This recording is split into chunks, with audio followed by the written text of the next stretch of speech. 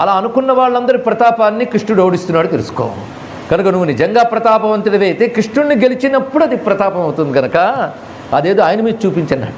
అంటే ఈయన కూడా సహకరిస్తున్నాడు, నారదుడు కూడా. కృష్ణుడా ఏదో నేను కూడా కర్ణాకర్ణిగా విన్నాను కానీ ఎలా ఉంటాడన్నాడు.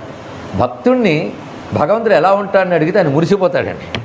వెంటనే రూపవర్ణన చేయడం మొదలుపెట్టాడు. ఎలా ఉంటాడో కృష్ణ పరమాత్మ నీల జీమూత సన్నిభ శరీరము వాడు, తామర సాభ నేత్రముల వాడు, రాజా ఇంతింత అనరానివాడు, మెరసి దిక్కులు నెల్లను మెరయువాడు, తెలిసి ఏవేళ నందైన తిరుగువాడు, పట్ట నేర్చిన గాని లోబడనివాడు. గొప్పగా చెప్పాడు. పట్ట నేర్చిన గాని లోబడనివాడు.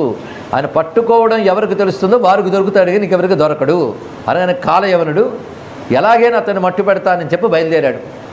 మ్లేచ్ఛవీరులు 3 కోట్ల మ్లేచ్ఛవీరులం కూడుకొని అంతమంది శత్రువులతో వచ్చి మధుర నగరం మీదకి దండయాత్రకు వస్తున్నాడు. వాళ్ళు మోహరించారని తెలుసుకున్నాడు కృష్ణ పరమాత్మ. అప్పటికి 17వ మారు దండయాత్రకు వచ్చాడు జరాసంధుడు. అప్పటికి అది మధ్యలో చాలా మార్లు వచ్చాడు. అక్షుని సైన్యాన్ని తెస్తున్నాడు, ఓడిపోతున్నాడు, వెళ్ళిపోతున్నాడు. ఆయన ప్యాకేజ్ అవుతుంది. ఇక్కడికి వచ్చేటప్పటికల్లా అతడు ఒకవైపు నుంచి అతను దండయాత్రకు వచ్చాడు, ఇంకోవైపు నుంచి వీడు మొత్తం ఆక్రమించేశారు మధురా నగరాన్ని. కృష్ణ పరమాత్మ ఒక చిన్న నవ్వుకుని ఆ సమయంలో విశ్వకర్మని స్మరించాడు. ఆయన స్మరించాడు లేదో విశ్వకర్మ ఇచ్చేశాడు. స్వామి ఏమిటి ఆజ్ఞ అన్నాడు. నాకు ఇప్పటికిప్పుడు నువ్వు సముద్రంలో ఒక నగరాన్ని నిర్మాణం చేయాలి. ఇది సమ్మంత్రియ భగవాన్ దుర్గం 12 యోజనం అంతఃసముద్రే నగరం కుస్నాస్ముదమచీకరత్. ఇప్పటికిప్పుడా అంటే అందుకే నిన్ను పిలిచాను. ఒక్క రాత్రిలో చేయడం మానవ శిల్పి వల్ల కాదు, అందుకే దేవశిల్పివై నిన్ను పిలిచానన్నాడు. ఇక్కడ అంటే కృష్ణావతారం ఎంత గొప్పదో చూడండి.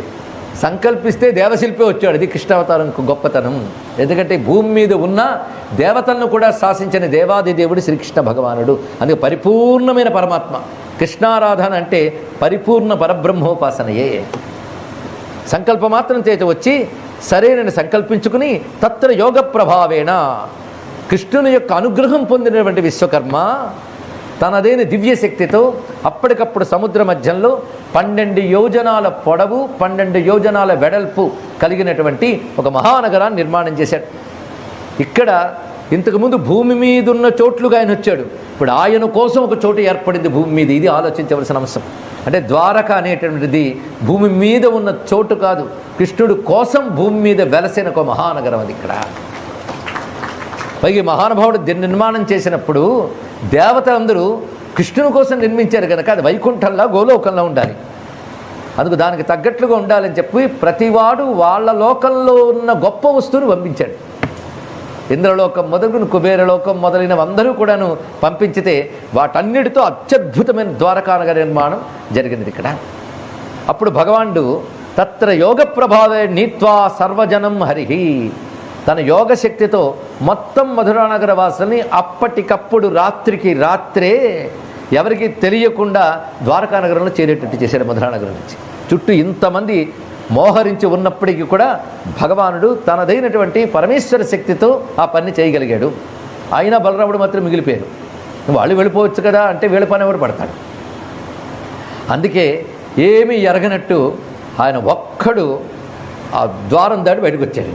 కోట ద్వారం దాటి మధురానగరంలో దాటి బయటికి రాగానే మోహరించిన కాలయవనుడు అదిగో నారదులు చెప్పినటువంటి వాడు వీడే అని ఆయన వెంట పట్టుకుందామని బయలుదేరాడు. ఇక పట్ట నేర్చిన కానీ లోబడిన వాడని చెప్పాడు కదా, కానీ ఎలాగోలో పట్టుకుందామని ప్రయత్నించాడు. కానీ కృష్ణుడు ఆయన చూస్తూ ఉండగా పరిగెత్తడం మొదలుపెట్టాడు. పరిగెడుతుంటే ఈయన గుర్రాన్ని తోలించాడు. దొరికిపోతాడు అనుకుంటున్నాడు, దొరకలేదు. పరిగెత్తి పట్టుకోవడానికి యశోదమ్మ వాడు రాక్షసుడు. ఎందుకంటే భక్తి కలిగిన వారికి దొరుకుతాడు. అయితే వీడికి ఏదో కొంచెం అదృష్టం ఉంది. నారదులు చెప్పిన రూపం హృదయంలో జారించాడు అంతవరకే. కానీ కృష్ణుడి చేతిలో మరణించే యోగం మాత్రం వీడికి లేదు. మొత్తానికి ఆయన వెంట పరిగెడుతుంటే ఆయన దొరకకుండా చిక్కు పెడుతూ వెళ్ళి తిన్నగా ఒక గుహలో దూరాడు. ఆయన ఇతడు ఆ గుహలోకి వెళ్ళాడు. కానీ స్వామి అంతర్ధానం అయిపోయాడు. అక్కడికి వెళ్ళేటప్పటికల్లా అక్కడ ఒక మహాపురుషుడు మహా తేజస్సుతో నిద్రపోతున్నాడు. అది మామూలు నిద్ర కాదు. అక్కడికి వెళ్ళి ఇతడే కృష్ణుడేమో అనుకున్నాడు. పోలిక చూస్తే కృష్ణుడా లేదు, కానీ తేజస్సు చూస్తే చాలా గొప్పగా ఉన్నది. అయితే కృష్ణుడు మాయావని కూడా విన్నాను కనుక ఈ వేషంతో ఉన్నాడనమాట అనుకుని కాలితో ఆయన తాకాడు. అంతవరకు నిద్రపోతున్న మహానుభావుడు ఒక్కసారి లేచి కళ్ళు తెరిచాడంతే. అంతకాలం ఆయన యొక్క నిద్ర ఒట్టి నిద్ర కాదు, ఒక తపస్సుతో కూడిన యోగ నిద్ర.